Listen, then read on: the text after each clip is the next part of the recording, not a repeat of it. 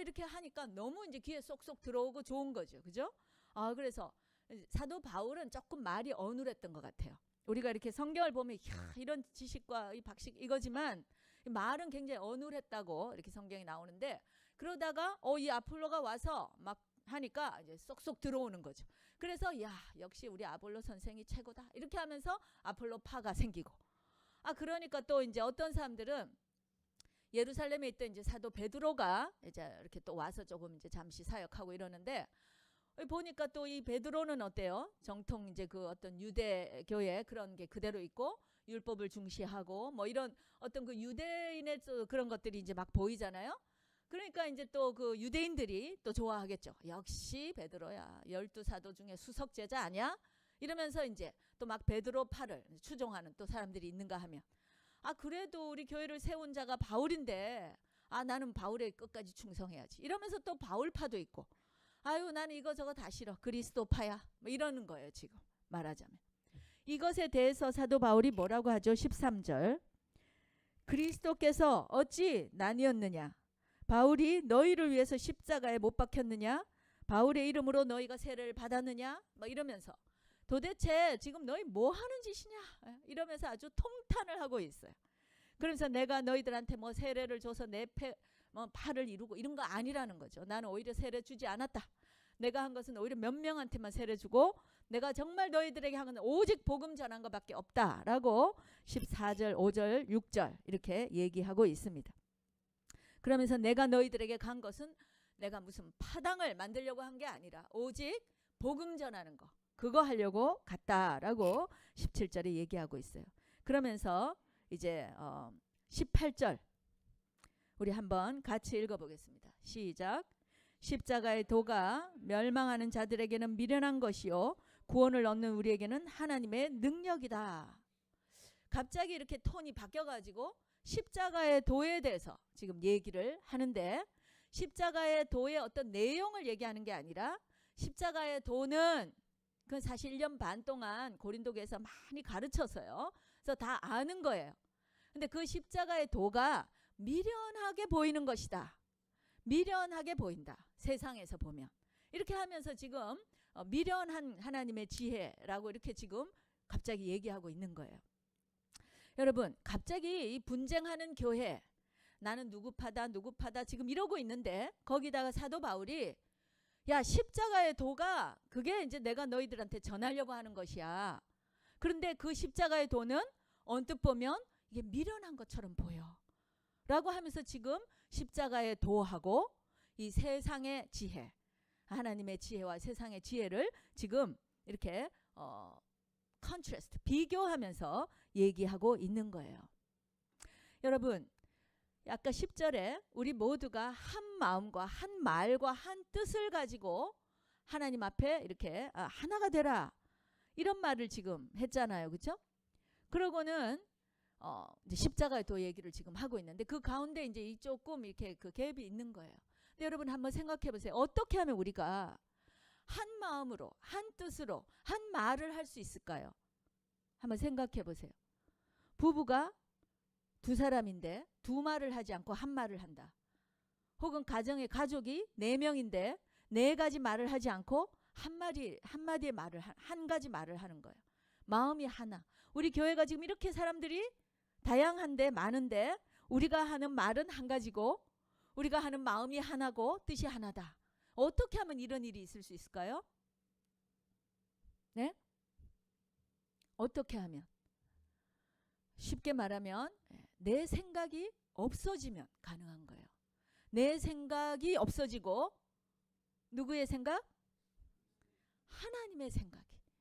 하나님의 생각이 우리의 생각이 되고 우리의 말이 되고 우리의 뜻이 되면 그러면 우리는 다 하나가 되는 거죠. 심지어는 만약에요. 두 부부가 있는데 한 가지 말을 해야 되는데 지금 딴 말을 해요. 2가지 말을 해요. 하나님은 그 부부에게 한 가지 말을 하시겠죠. 그죠? 그런데 서로가 지금 다 하나님 말을 하지 않아요. 그래서 2가지가 된 거 아니에요.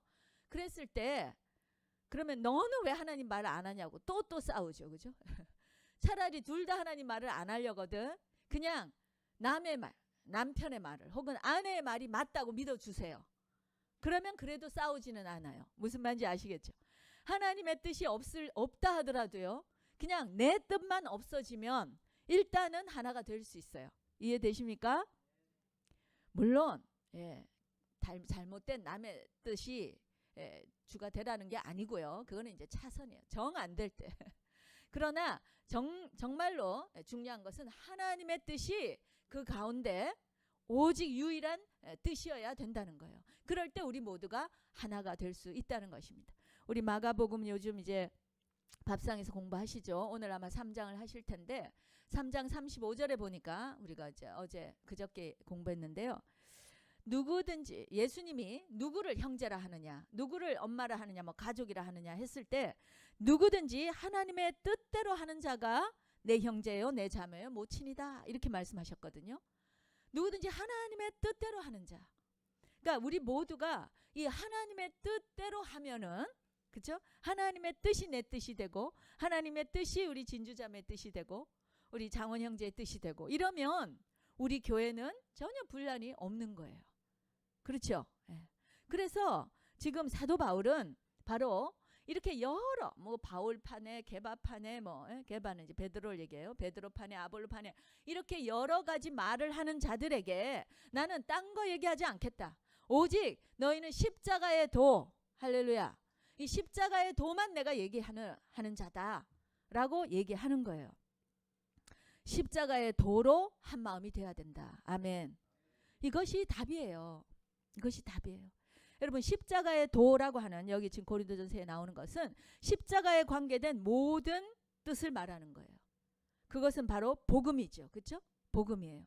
하나님이 이 세상을, 이 악하고 죄 많은 세상임에도 불구하고 우리를 사랑하셔서 그 독생자를 이 땅 가운데 보내셔서 우리가 죽어야 될 죄를 이 독생자가 대신 죽음으로 말미암아 우리를 구원하신다는 이 놀라운 복음, 이거가 바로 사도 바울이 그 어떤 말을 하는 자들에게도 나는 이 말만 하고 싶다라고 하는 거예요. 지금. 근데 그 십자가의 도는 다시 말하면 뭐죠? 사랑이죠. 아멘. 또 이 십자가의 도는 다시 말하면 뭡니까? 희생입니다. 믿으십니까? 또 이 십자가의 도는 무엇입니까? 아주 극한의 겸손 아닙니까? 하나님이신데 우리의 이 피조물인 우리 같은 그 와중에도 또 죄인 중에 죄인인 우리를 그 발밑으로 오셔서 우리의 발을 씻어주시고 우리를 위해서 죽으셨다. 이 극한의 겸손 아닙니까? 이게 다 십자가의 도예요. 그리고 또 용서하는 거. 절대 용서할 수 없는 죄인임에도 불구하고 용서하시는 거. 이런 사랑과 희생과 겸손과 용서, 이 모든 것들이 바로 십자가의 도예요.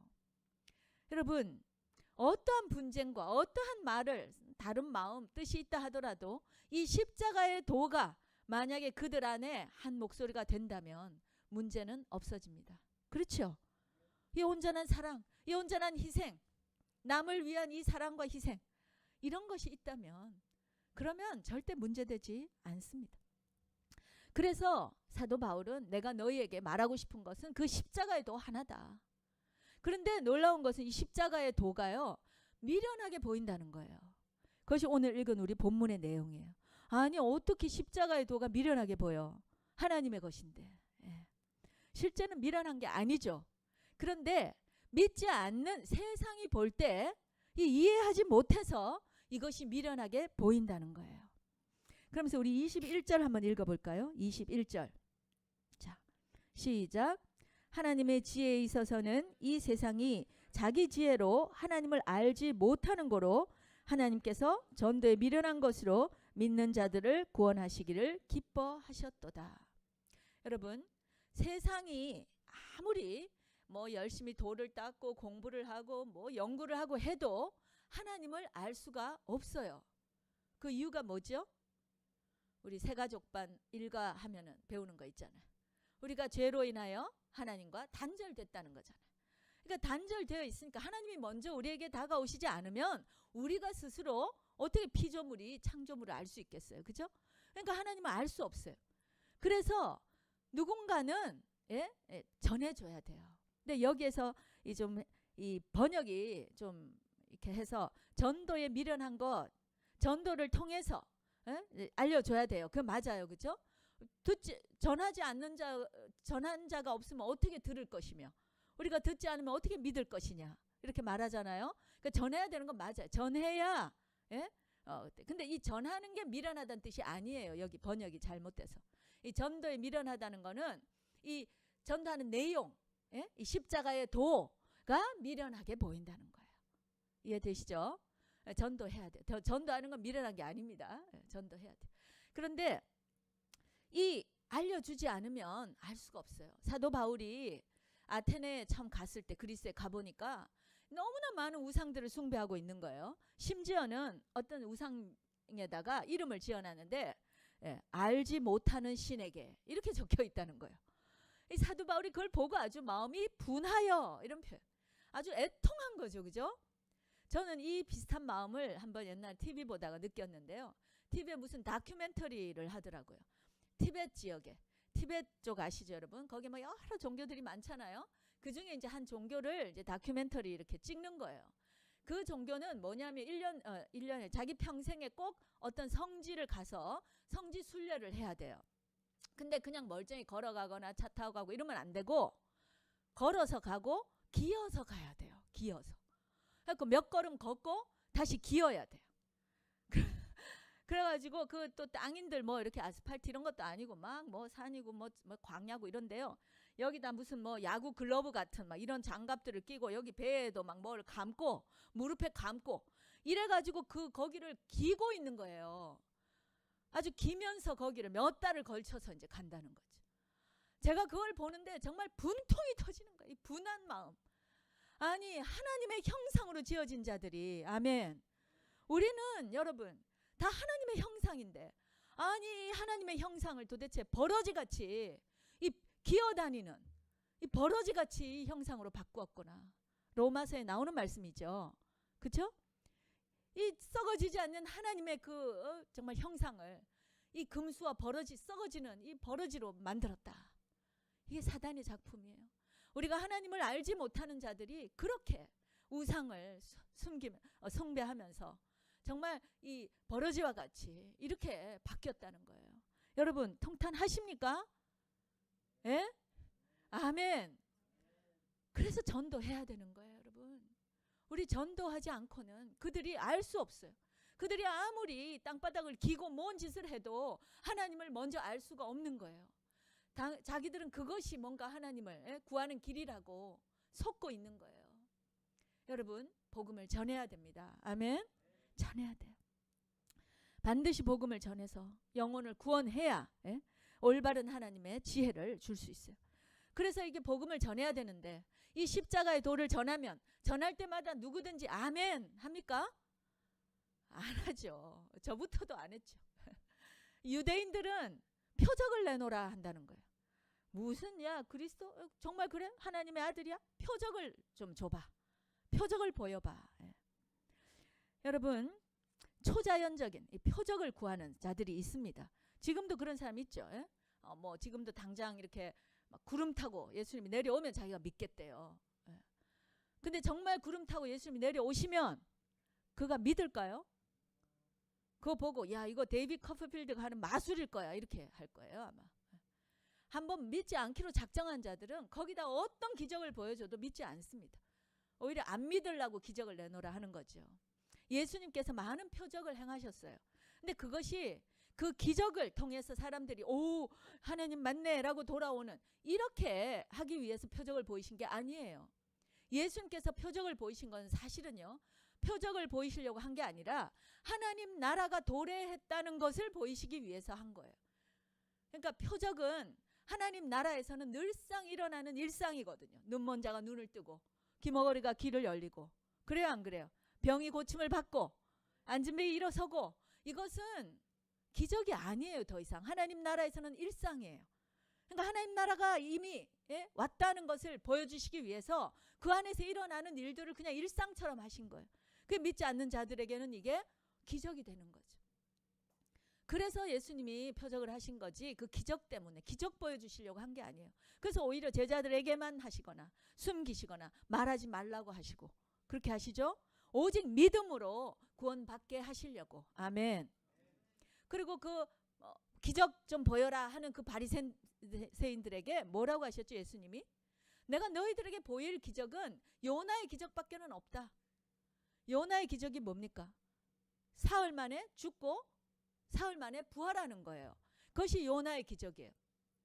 메시아로서 너희들에게 정말 이 자가 메시아라는 것을 보여줄 하나의 기적, 표적은 바로 돌아가시고 사흘 만에 부활하시는 거, 그거라는 거예요. 근데 실제 여러분, 그 바리새인들이 예수님이 돌아가시고 3일 만에 부활하셨잖아요.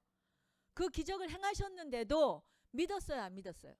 안 믿었죠. 끝까지 안 믿었죠. 오히려 막 그 빈 무덤을 막 거짓말 해가지고 뭐 누가 시체를 훔쳐갔니 이런 식으로 왜곡하죠. 믿지 않아요. 표적 때문에 믿지 않아요, 여러분. 헬라인은 또 뭐를 구했냐? 지혜를 구한다는 거예요. 이때 지혜는 이제 논리적으로 내가 이해되느냐 안 되느냐. 아니 하나님의 아들인 그 사람이, 하나님의 아들이 어떻게 여기에 인간으로 오며 또 이게 우리를 위해서 죽는다, 이게 말이 되냐? 우리의 이성으로, 우리의 논리로 이해되지 않잖아요. 그러니까 헬라인들은 못 믿겠다는 거예요. 이 두 가지 극단입니다. 어떤 이성주의 혹은 초자연적인 것을 추구하는 이 두 극단. 지금 그러나 그 어떤 것으로도 믿지 않아요. 오직 정말 그런 자들에게 23절 우리 읽어볼까요? 23절. 그런 유대인들, 헬라인들 표적을 구하고 지혜를 구하지만, 자 23절 시작. 우리는 십자가에 못 박힌 그리스도를 전하니 유대인에게는 거리끼는 것이요 이방인에게는 미련한 것이다. 우리는 그러한 자들에게 십자가에 이 그리스도, 못 박힌 그리스도만 전한다는 거예요. 이렇게 전했을 때 유대인들에게는 이 내용이 거리끼는 거 된다. 스텀블링 블록. 이것 때문에 자꾸 넘어진다. 믿지 못한다. 그 이유가 뭘까요? 우리가 성경 공부할 때 많이 배웠지만 유대인들은 메시아에 대한 자기들의 그 아이디어가 있죠. 메시아를 기다리는데 이 메시아가 오면 어떻게 돼요? 이 잘못된 메시아관이지만 그들이 믿고 있는 것은 이 메시아가 오면 다윗 왕처럼, 솔로몬 왕처럼 이 통치하는 왕국이 바로 이루어질 거라고 잘못 성경을 이해한 거예요. 맞죠? 메시아가 오면 그렇게 돼요. 그러나 그 앞에 메시아가 한 번 더 오시는 걸 모르는 거예요. 성경에 나와 있지만 그들이 눈이 멀고 귀가 먹어서 듣지 못하고 보지 못했던 거예요. 그래서 이게 예수님이 오셔가지고 뭔가를 막 하니까 메시아인가 했는데 보니까 죽은 거예요, 십자가에. 아니 무슨 메시아가 죽어?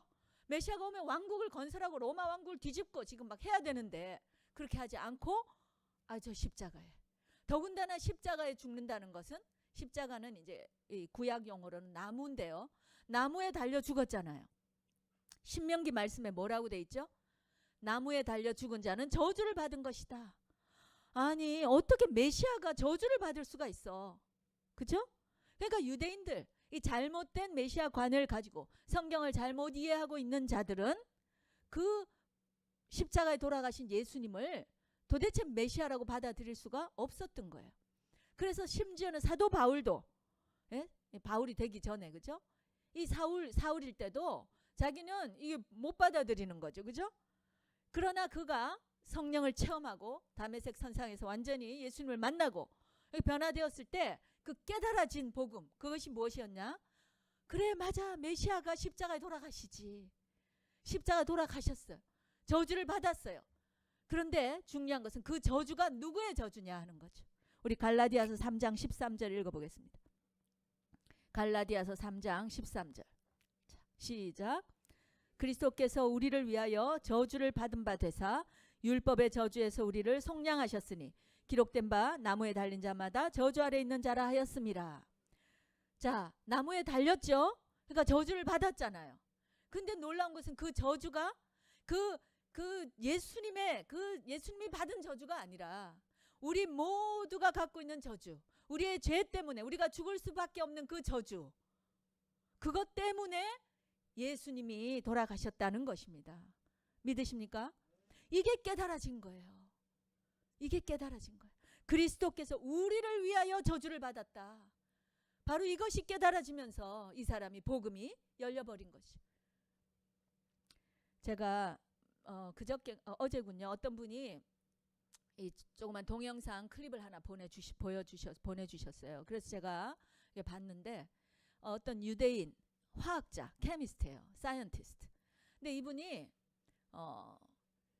자기가 뭐 자기 소개를 하더라고요. 자기는 뭐 그 오르가닉 케미스트, 유기화학 하시는 분인데 650개의 아티클을 이미 퍼블리시 했고요. 무슨 말인지 아시겠어요? 이건 놀라운 거예요. 이거는 아무리 케미스트리지만 이거 엄청난 거예요. 650개, 120개가 넘는 패턴, 특허를 가지고 있고 7개 이런 회사들을 운영하고 있고 하버드의 비지팅 스칼러였고 뭐 스탠포드 노벨상 받은 사람 밑에서 자기가 포스닥 했고 뭐 이런 거예요. 이런 분이에요. 근데 그걸 자랑하려는 게 아니에요. 유대인이에요. 이 사람. 그런 유대인 많죠. 뭐 그죠? 많죠. 근데 이 유대인이 자기가 대학을 갔는데 말이야. 자기는 정통 유대인으로서 훈련을 받았다는 거예요. 말씀도 완성하고. 그러나 그게 자기 안에 아무런 생명이 되지 못했다. 근데 대학을 갔는데요. 친구가 복음을 전한 거예요. 뭐 이렇게 이렇게 그린 거 보니까 아마 사형린 것 같아요. 근데 자기가 그걸 보면서 이해가 안 되는 게 있었다는 거예요. 왜 자기를 죄인이라고 하나? 거기는 보면 죄인이라고 하거든요. 근데 내가 왜 죄인이야? 이게 이제 깨달아지지 않는 거죠.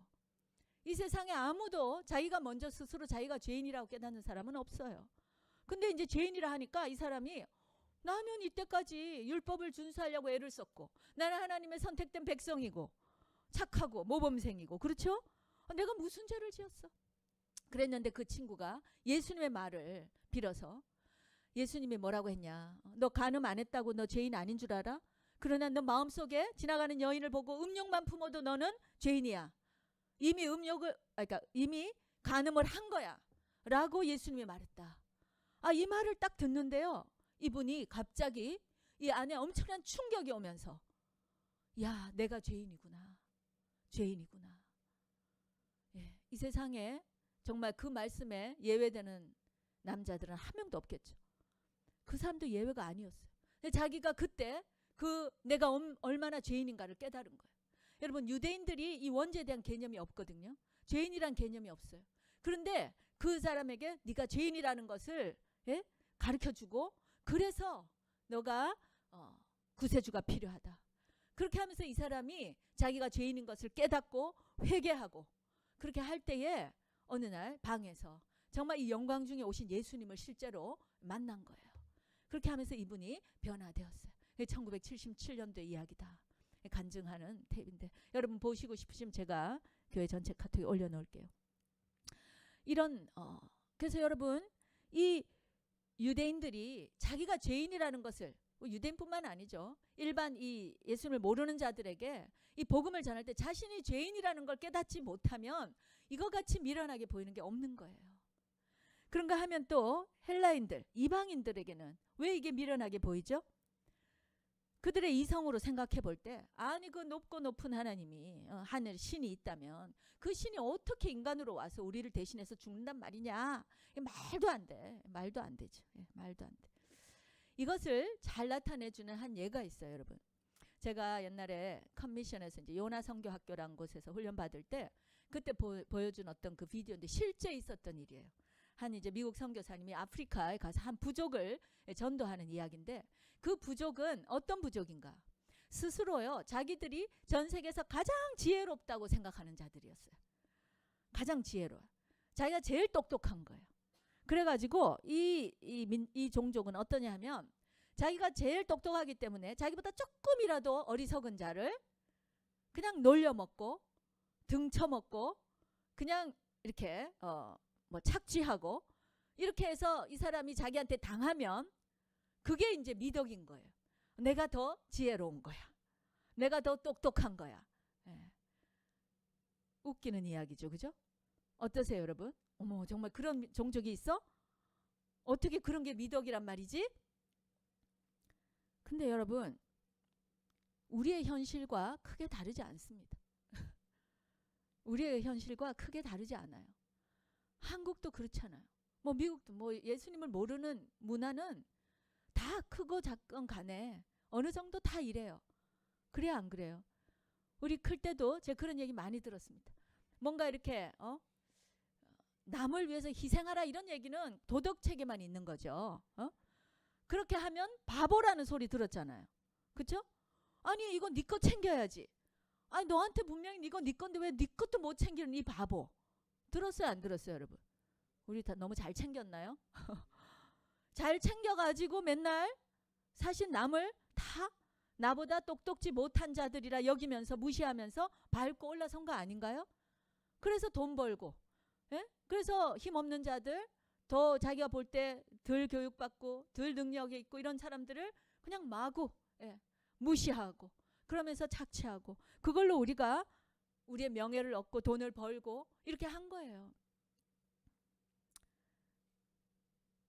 남을 밟고서라도 올라가야 된다. 이것이 바로 그 종족이 갖고 있는 그거하고 다를 게 뭐가 있어요. 우리는 좀 더 그걸 포장했을 뿐이지 똑같아요. 인간은 그래요. 심지어는 제가 어떤 얘기, 그 최순실이라는 사람의 딸이 자기가 이렇게 금수저를 가지고 태어나고 능력 있는 엄마를 만난 것도 능력이다. 정말 통탄할 일이죠 여러분. 이게 한국 사회에 지금 만연해 있다는 거 아니에요? 욕은 하면서도 나도 그러고 싶은 거. 네. 그러니까 이런 종족한테 가서 선교사님이 이 복음을 전하니까 하나님의 아들이 우리를 대신해서 지금 십자가에 달려 돌아가셨다 하니까 이게 어떻게 그게 통하겠냐고요. 그 종족이 뭐라? 아니 그런 바보가 어딨어? 아 예수란 자가 제일 바보네. 어떻게 하나님의 아들이라면서 여기 와서 그렇게 힘없이 죽어? 아유 저 바보. 이러면서 아주 깔깔깔깔 그냥 복음을 우습게 여기고 조롱했다는 거예요. 그래서 이 선교사님이 너무너무 마음이 아프고 기도했어요. 근데 어느 날 그 종족과 그 옆 부족이 전쟁이 일어났어요. 그래가지고 막 서로 싸우다가 이 종족이 이렇게 똑똑하던 이 종족이 이제 망하기 일보 직전이 된 거예요. 완전히 이제 함락돼가지고 이제 곧 다 몰살 지경에. 그랬을 때 저쪽 종족이 이 족장한테 뭐라고 했냐면 내가 너희들 지금 이제 순간에 다 죽는다. 그런데 만약에 네 아들을 포로로 내게 보내면 내가 너희들 살려주겠다. 여러분 이게 복음 아닙니까? 복음이죠. 이 족장이 그것을 그 상황에서 드디어 깨닫게 된 거예요. 아니 죄 없는 내 아들이 이 종족들 이거 살리기 위해서 지금 포로로 가야 되고 죽을 수도 있는 이 적진의 포로로 가야 되는 거예요. 이때 이 사람이 이 바로 대신 속하는 이 대속의 십자가의 도를 깨닫게 된 거예요. 그러면서 하나님이 이 땅 가운데 오셔서 우리를 위해서 돌아가신 그것이 어리석은 것이 아니라 바보 같은 것이 아니라 바로 사랑이었구나. 할렐루야. 이것이 정말 나를 위한 사랑이었구나. 이 죄인들 내가 이렇게 똑똑하다고 이렇게 죄악을 저질렀던 이 모든 것들을 그 자리에서 회개하면서 이 족장이 복음을 받아들인 거예요. 그러면서 그 온 종족이 살고 또 복음을 영접해서 받게 되었다. 이 스토리가 사실 그 비디오에 있어요. 제가 여러분 자신의 그 헛똑똑이 이 헛똑똑이 아니에요? 이것을 내려놓고 회개하고 그렇게 할 때에 이 복음이 이제 깨달아지는 거예요. 그 복음 그리스도의 도가 깨달아지는 거예요. 자 24절 5절 우리 한번 읽어보겠습니다. 이렇게 유대인에게는 거리끼고 이방인은 미련하게 보이는데 그것이 자 24절 시작 오직 부르심을 입은 자들에게는 유대인이나 헬라인이나 그리스도는 하나님의 능력이요 하나님의 지혜니라. 하나님의 미련한 것이 사람보다 지혜 있고 하나님의 약한 것이 사람보다 강하니라. 아멘. 이것이 바로 복음의 그 패러독스 역설이에요. 가장 바보같이 보이고 가장 어리석게 보이나 이것이야말로 가장 강한 것. 할렐루야. 여러분 사랑, 그 희생의 사랑, 겸손, 그리고 정말 그 용서, 제일 바보들이 하는 짓 같은 그것이야말로 인생의 모든 문제의 해답인 것을 믿으시기 바랍니다. 믿으십니까? 믿으십니까? 결국 그거 못해서 우리가 죄 짓는 거예요. 그렇죠? 그냥 내 거 나밖에 모르는 거. 이 이기심 이게 죄의 근본이고 남을 사랑할 줄 모르고 줄 줄 모르고 그렇죠? 자, 그러나 우리가 부르심을 입은 자들, 은혜 입은 자들은 바로 이 복음을 들을 때에 그것이 우리의 능력이 되고 정말 지혜인 것을 알게 되는 것입니다. 할렐루야. 자, 26절 읽어보겠습니다. 이제 고린도 교회에다가 사도 바울이 자 읽습니다. 시작. 형제들아 너희를 부르심을 보라. 육체를 따라 지혜 있는 자가 많지 아니하고 능한 자가 많지 아니하며 문벌 좋은 자가 많지 아니하도다. 그러나 하나님께서 세상에 미련한 것들을 택하사 지혜 있는 자들을 부끄럽게 하려 하시고 세상에 약한 것들을 택하사 강한 것들을 부끄럽게 하려 하시며 계속 읽을까요? 하나님께서 세상에 천한 것들과 멸시받는 것들과 없는 것들을 택하사 있는 것들을 폐하려 하시나니 이는 아무 육체라도 하나님 앞에서 자랑하지 못하게 하려 하심이라. 아멘. 아멘. 이 고린도 교회에 지혜 있는 자가 몇 명이나 되냐 너희들. 지혜 있는 자. 이 세상에서 따지는 세 가지 그룹이죠. 지혜가 있느냐, 많이 배웠냐, 또 능력 있느냐, 무슨 지위가 높으냐, 그 다음에 문벌, 뭐 집안이 좋으냐, 이런 거 아니에요? 근데 그런 자가 과연 너네 교회에 누가 몇 명 있느냐? 만약에 그런 사람들만 부른다면 사실 저와 여러분도 여기에 있을 수 있을까요? 예? 어떻게 있겠어요? 그렇지 않죠, 그죠? 그런데 오히려 연약하고 천하고 미련하고 멸시받고 이런 것들을 통하여 그 잘나고 잘났다는 게 이 헛똑똑이를 말하는 거예요. 정말 잘나면 안 그렇겠죠. 헛똑똑이들 이들을 부끄럽게 한다는 거예요. 제가 저 육촌 오빠가 한 명 있어요. 이 오빠가 아주 이제 세상적으로 보면 뭐 너무 이제 잘난 사람이에요. 막 서울대학교 나왔죠. 유학 와가지고 박사했죠. 막 모기 막 이렇게 이런 사람. 아주 사람들을 무시하고 다 자기보다 똑똑한 사람이 한 명도 없는 거예요. 그런데 결혼을 하고 보니까 여기 이제 교민이랑 결혼했는데 이 또 장인이 자기보다 더 똑똑하네요. 더 잘난 거예요. 이게 이 두 잘난 사람들끼리 만나니 이게 뭐 얼마나 힘들겠어요. 그래서 결혼 생활이 너무너무 힘든 거예요. 이 장인이 아주 그냥 사위를 또 사위가 장인을 서로 막 그냥 이 잘난 것 때문에 그래서 굉장히 힘든 결혼 생활을 했어요. 그리고 이제 뭐 그러다 보니 또 뭐 회사 일인들 제대로 되겠어요. 뭐 자기 마음대로 이 잘난 사람들 치고요 좌절이 가장 크잖아요, 그죠? 자기 생각하는 대로 세상이 안 돌아가는 거예요. 그러니까 이제 맨날 이렇게 좌절과 아주 그러면서 이제 부부 생활도 힘들고 관계도 힘들고 뭐 이제 직장 생활 힘들고 다 그랬어요. 그런데 이제 이 와이프가 아주 잘 믿는 그래서 그냥 남편을 위해서 기도했어요. 근데 복음이 씨도 안 먹히는 거예요. 왜? 너무나 미련하게 보이는 거죠. 이 똑똑한 헛똑똑이한테는 이 복음이 너무나 미련한 거예요. 무조건 용서해야 되고 주고 사랑하고 희생하고 이것이 도대체 얼마나 미련하게 보이는지 씨가 먹히지 않았다는 거예요.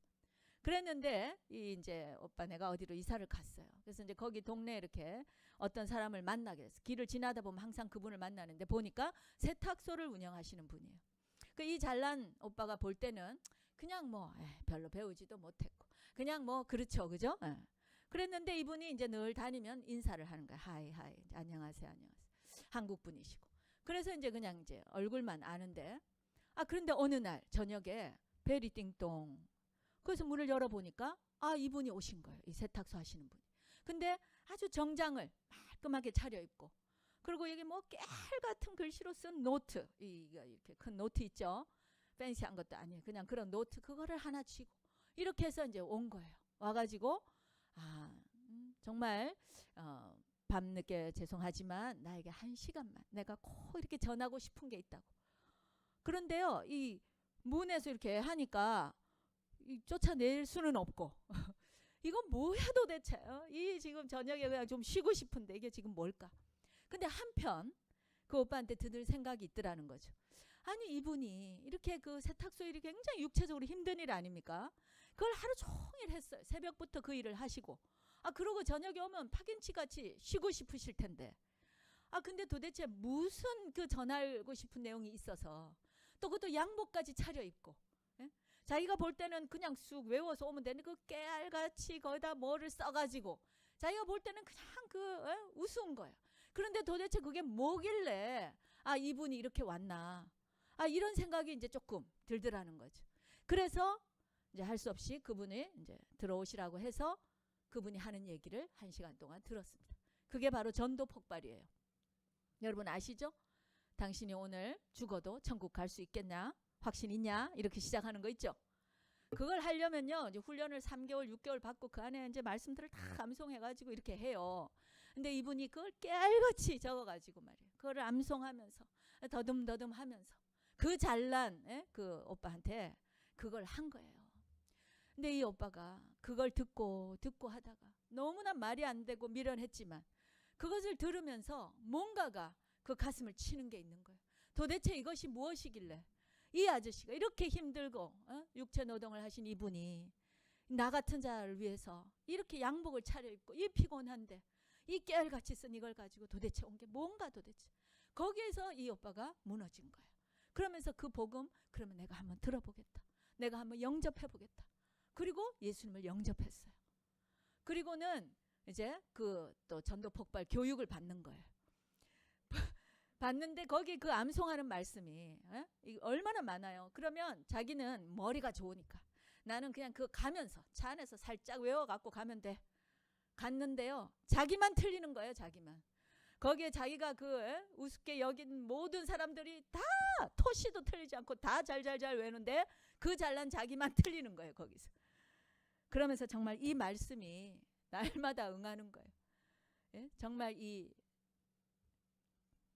그래서 그 오빠가 결국은 아무 육체라도 하나님 앞에 자랑치 못하는 자신의 그 헛똑똑이를 회개하고, 그리고 이 전도 폭발을 정말 열심으로 배워가지고 훈련받아서 많은 사람을 전도 폭발 통해서 전도했어요. 변화됐어요. 할렐루야. 여러분, 자 30절 31절 우리 읽어볼까요? 시작. 너희는 하나님께로부터 나서 그리스도 예수 안에 있고 예수는 하나님께로서 나와서 우리에게 지혜와 의로움과 거룩함과 구속함이 되셨으니 기록된 바 자랑하는 자는 주 안에서 자랑하라 함과 같게 하려 함이니라. 아멘. 아멘. 우리의 자랑은 오직 뭐라고요? 그리스도, 예수 그리스도, 그분의 지혜, 그분의 의로움, 그분의 거룩함, 그분의 구속함, 그것만이 나의 자랑이 돼야 된다 하는 것입니다. 이 31절 자랑하는 자는 주 안에서 자랑하라 함과 같다 하니까 또 어떤 사람들이 이해를 못 해가지고 막 자랑할 거 다 하면서 내가 주 안에서 자랑하는 거라고 막 이러면서 이거 주님이 다 하셨다고 이렇게 하면 이게 자랑이 아닌 걸로 그러면서 막 자기 자식 자랑 뭐 다 해요. 그 말이 아니에요. 여기서는 이게 예레미야서 9장 23절을 얘기하는 거예요. 우리 예레미야서 9장 23절 한번 읽어보겠습니다. 말씀을 정확하게 알아야 되거든요. 제가 23절 읽고 24절 같이 읽겠는데요. 제가 23절 읽을게요. 여호와께서 이같이 말씀하시되 지혜로운 자는 그 지혜를 자랑치 말라. 용사는 그 용맹을 자랑치 말라.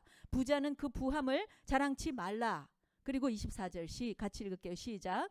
자랑하는 자는 이것으로 자랑할지니 곧 명철하여 나를 아는 것과 나 여호와는 인애와 공평과 정직을 땅에 행하는 자인 줄을 깨닫는 것이라. 나는 이 일을 기뻐하노라. 여호와의 말이니라. 우리가 여호와 안에서 자랑한다. 주 안에 자랑한다는 게 뭐예요? 주님을 아는 거예요. 주님을 깨닫는 거예요. 세상에 많은 지혜 이거 가지고 자랑하지 말고 세상에 많은 부, 세상에 뭐 어떤 힘 이런 걸로 자랑하지 말고 내가 예수님을 얼마나 아느냐, 내가 얼마나 그 예수님의 성품을 오늘도 깨닫고 내 삶에서 적용하고 내가 변화되어졌느냐, 그걸 자랑하라는 거예요. 믿으십니까? 내가 얼마나 십자가의 도가 내 삶에서 정말 이루어지고 있는가, 이것을 자랑하라는 거예요.